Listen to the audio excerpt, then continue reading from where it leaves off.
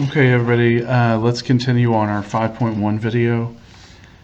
So what we're doing is finding the domain of the composite function.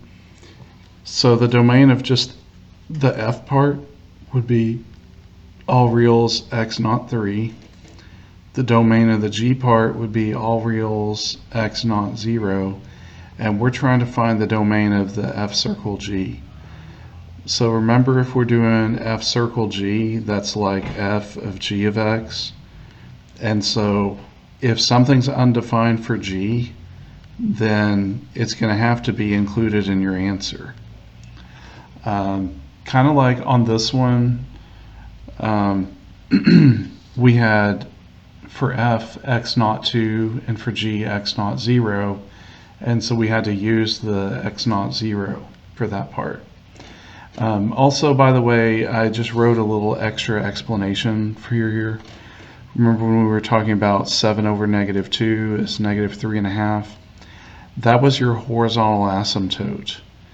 And the reason why it turned out that way is if we do our rule about the same power of x, in this case it was x to the 0 for both of them, then you just divide.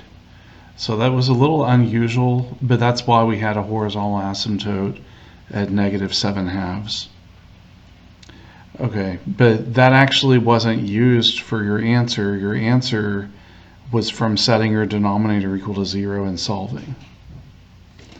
Okay, so let's continue this part. We've got the not 0 part. So now for this part, we need to say this is your numerator, this part is your denominator minus 3.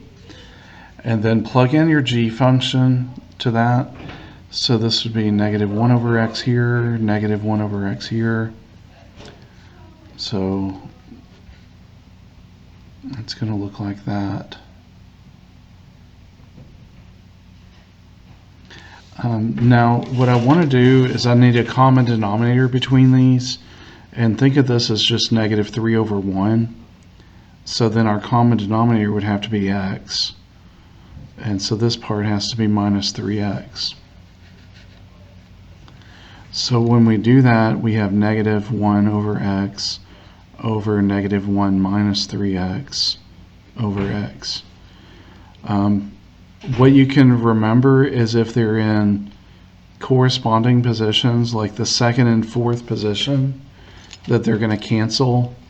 The reason is because when you multiply these and multiply these, it's negative 1 minus 3x times x, that they would cancel that way. So how you figure out your answer is from setting your denominator equal to 0. And so you have negative 1 minus 3x equals 0. I'm going to add 3x. So negative 1 equal 3x, and then you get your negative 1/3, which is that part. Okay, so that's for number 7. For number 8, this is a quadratic function that's just shifted up to, so that domain is all reals. This one is a square root function that's just moving 4 to the right, so that's x greater than or equal to 4. If you don't remember those, that's okay. You can graph it. X squared plus 2. It's just shifted up to, and it's as wide as you want, which is the all reals. And then on this part, the square root of x minus 4 is from 4 over. So remember, the little minus sign indicates you're moving to the right when it's under the square root symbol. Now when we do f of g of x, it's going to be something squared plus 2, and then plug this in. Now when you square something that's a square root, those operations cancel, so you get x minus 4 plus 2, which is just x minus 2. And linear functions just have domain all real numbers. But the problem is it was undefined before the 4 in the g function, and so it can't be all real numbers for this. This is the g part, and then the all reals would be the f circle g part, and so your actual answer has to be limited to x greater than or equal to -4. Because if it's not defined for the original, it can't be defined for the composite. Okay, on this one, you want to find out what your f circle g is. I'm trying to see why that's not focusing.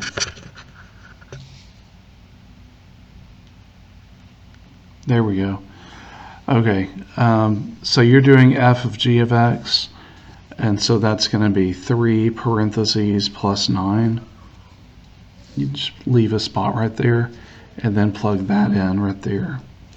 So that's just simply 3x squared plus 9, and the domain of this one is all reals, the domain of this one's all reals, and so for f circle g, it's also all reals because it's just a quadratic. So that's why it says all real numbers. So those two go together.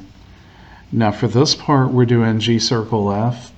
So we start writing our g function first. So just put something squared, like with parentheses. Then you have to put the 3x plus 9 like that. So when we expand that, with your f, it'd be 3x times 3x is 9x squared.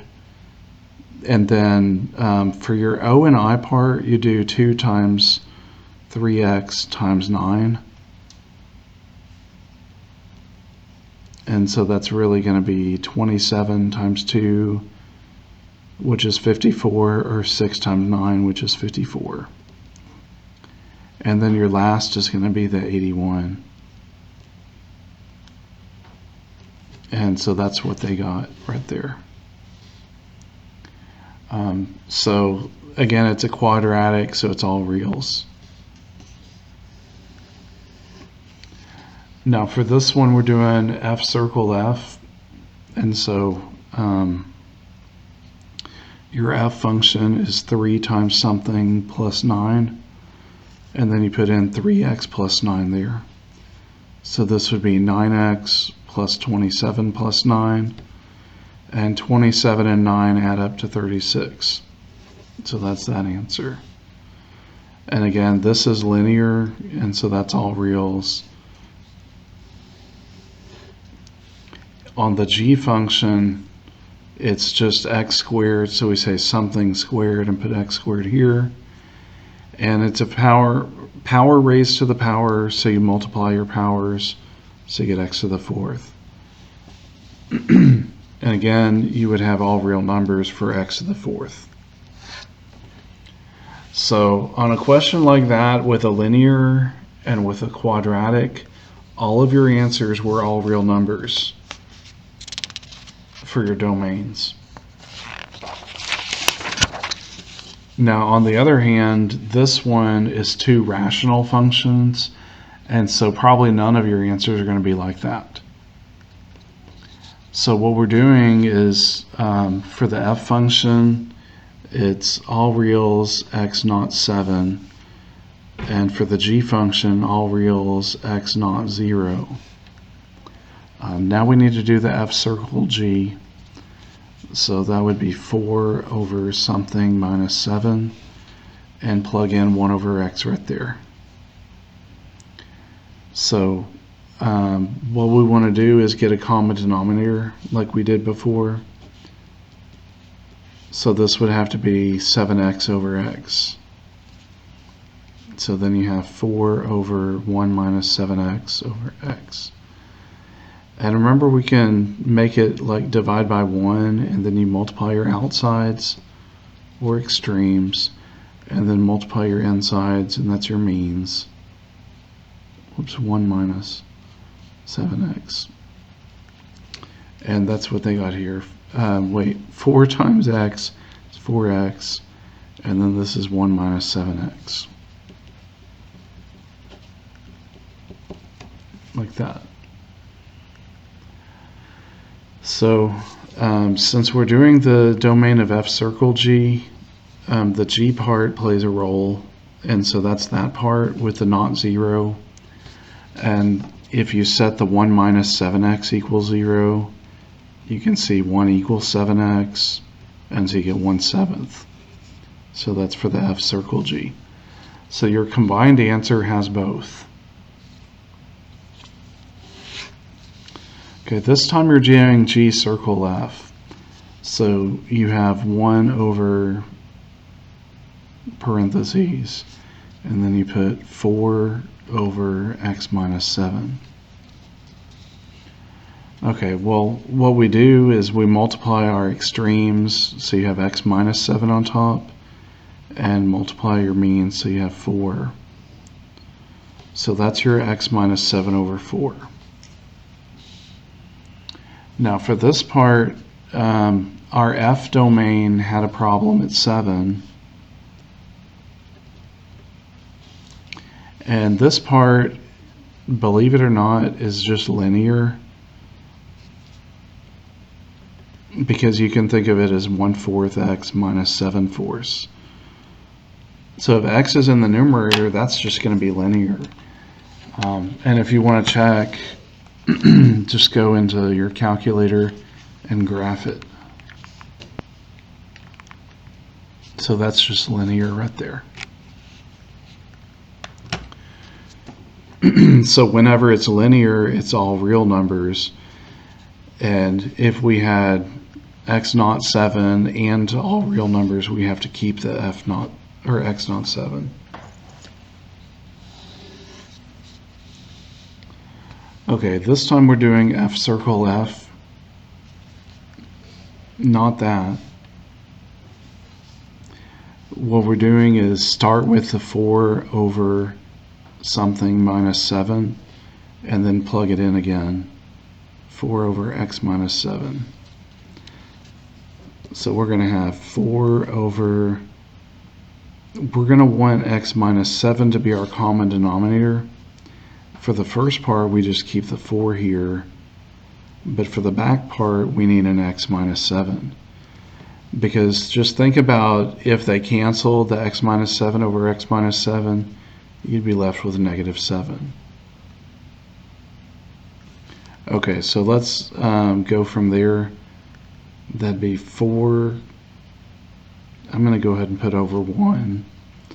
And then this is 4 minus 7x plus 49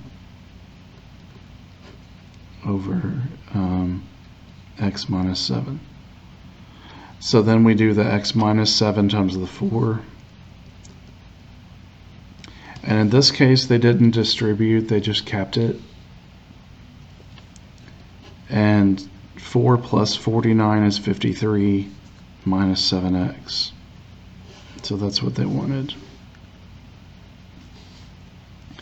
So again, with doing f circle f, the f function had the problem at 7, and now we need to do this part. So we say 53 minus 7x equals 0, 53 equals 7x, and then divide by 7. So that's how come they have 53/7. So again, you do need both parts. Now for g, what we're doing is 1 over x. And so let's 1 over x, and so that's just going to be x over 1, which is just x. Now what you'll learn, if you don't already know, is that means that they are inverses. X and 1 over x are inverses. And we just have the one problem with the G domain, because the F circle G domain is all reals, but we have to keep that as our answer with the G problem. So just to recap on that one, none of your answers are all real numbers on number 10 because we had two fraction expressions. Okay, now on this one we have a square root, which is like x greater than or equal to 0, because it looks like that. And then we have a linear, which is all reals. So let's do the same thing. We start with the square root symbol, and then we put in 4x plus 1. And just drop your parentheses in this case, and you're done. Now, to find this domain, you're going to want to set the underneath part equal to 0, just like we do for the denominator. So we get x equal negative a fourth. And so that basically means right of negative 1/4 and equal to it. And equal to 0.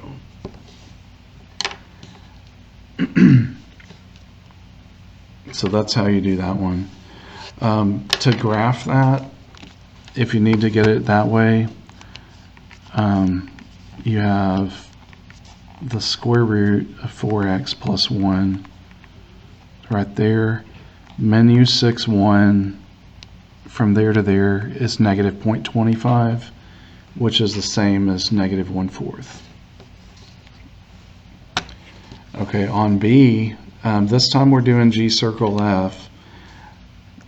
So start writing your G function, 4 times something plus 1, and then we put in square root of x right there.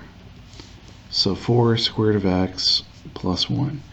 Make sure you don't extend your square root symbol because that's all they wanted right there.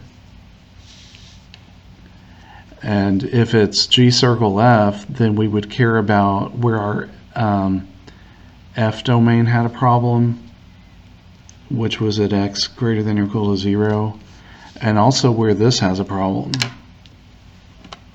So when we have 4 square root of x, go to the right, whoops, 4 square root of x, go to the right, and then plus 1, that's just going to be higher up. You might remember that's called a vertical stretch.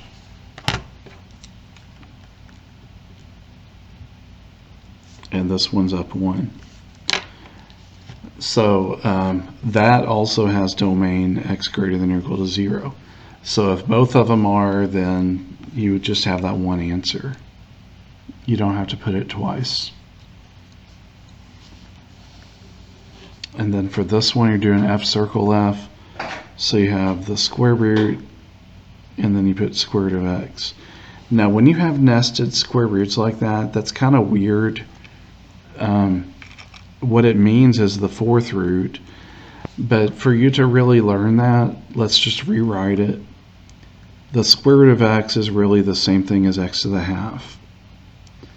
And so when we're doing this, we'd say something to the half. You put x to the half there also. And so then a half times a half is 1/4, which is why that's the fourth root of x.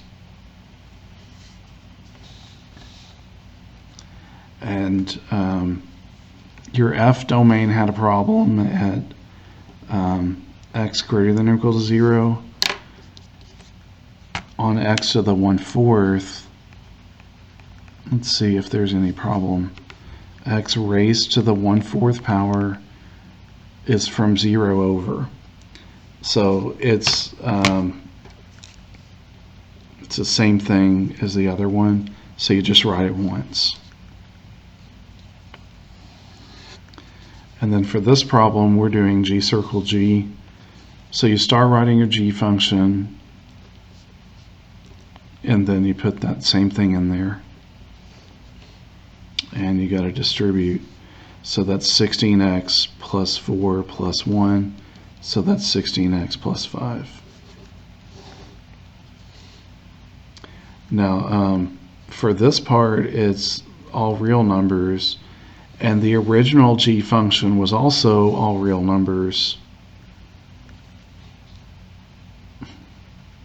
The original g, or some of y'all may make a joke and say the OG, that domain is also all reals. So if you have all reals for both, then you are going to get all real numbers.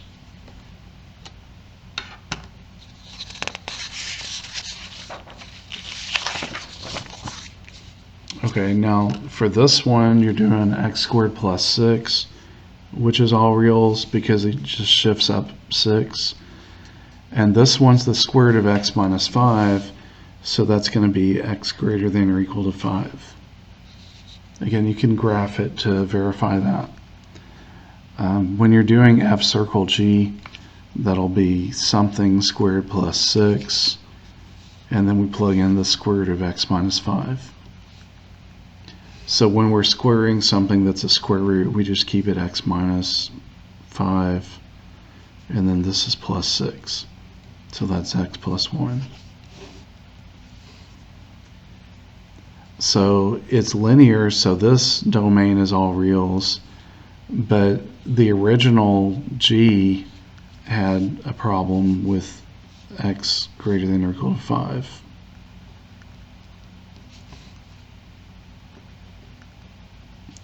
So if g was x greater than or equal to 5 and f circle g was all reals, we still have to limit it to x greater than or equal to 5. Then this time we're doing g circle f. Your g function would look like this: square root of something minus 5, and then plug the f in.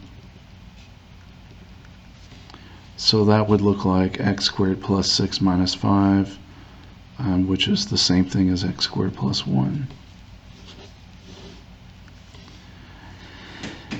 So if we're doing g circle f, we've got to pay attention to the original f domain, which was all reals, and then the domain of this one. Now, just at a high level, I think the square root of x squared is x, which would be all reals. But I'd like to graph that just to be sure for our case. It's the square root of x squared plus 1. So that's like that, which is all reals. So if f is all reals and this answer is all reals, then this answer is also all reals. Okay, now we're on the f circle f. So start with the f function, so something squared plus 6, and then put x squared plus 6 in here. Now this is where you might need to be careful when you're expanding, because you have FOIL and then you also have an extra plus 6 in the back.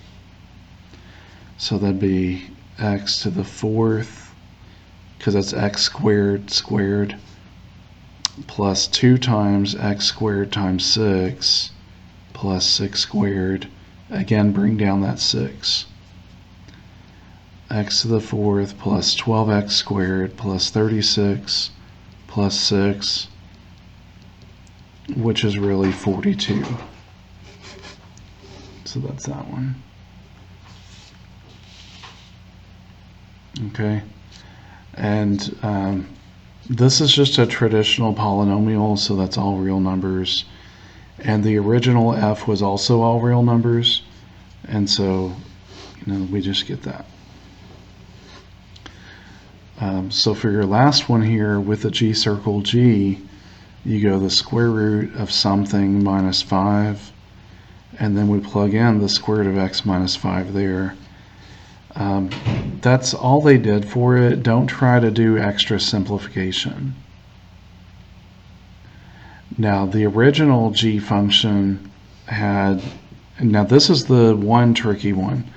The original the original G one had x greater than or equal to 5. But if we graph this, we'll see something different. So we have a square root twice, x minus 5 here, and then minus 5 there. Doesn't look visible, but if I go over to like 50, I can see it. If I do menu 6-1, that's your 30-0, which is x greater than or equal to 30. Now, the confusing part to some students is going to be figured out this way. So if your original was the square root of x minus 5, you originally couldn't be in the red area, but you can't be in the red and the blue. Like, in other words, you're going to cover this up, and you have to be available in both. And if you're going to be available in both, you need x defined, or what I call available,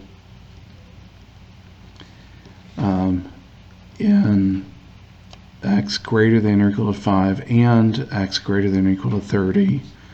So in this case, you just use the bigger one. That's how you have to limit it.